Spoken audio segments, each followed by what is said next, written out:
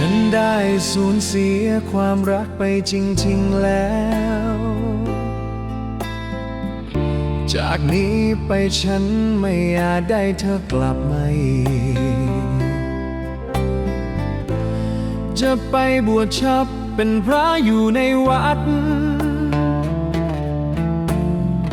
เพื่อเปลี่ยนหัวใจและชำระวิญญาณให้หมดสิ้น เมื่อฉันสูญเสียเธอไปแล้ว ฉันจะไม่แต่งงงานจะอยู่ลำพังด้วยใจสงบ จะใช้ชีวิตในวัด เพื่อชำระกรรมและชะตาที่ไม่ดีในชาตินี้ให้หมดสิ้น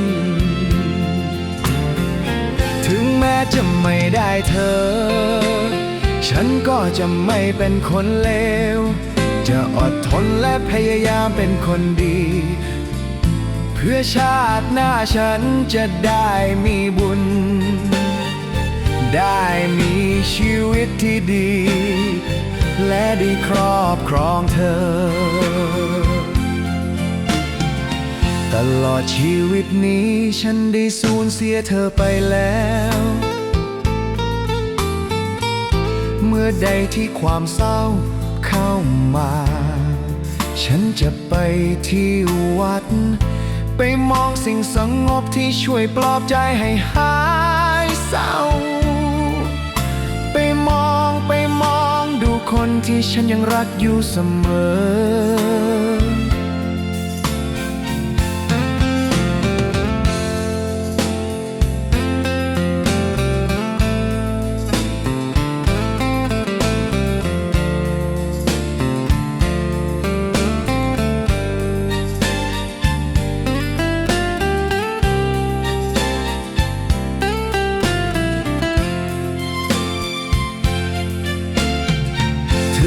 จะไม่ได้เธอ ฉันก็จะไม่เป็นคนเลว จะอดทนและพยายามเป็นคนดี เพื่อชาติหน้าฉันจะได้มีบุญ ได้มีชีวิตที่ดี และได้ครอบครองเธอ ตลอดชีวิตนี้ฉันได้สูญเสียเธอไปแล้ว เมื่อใดที่ความเศร้า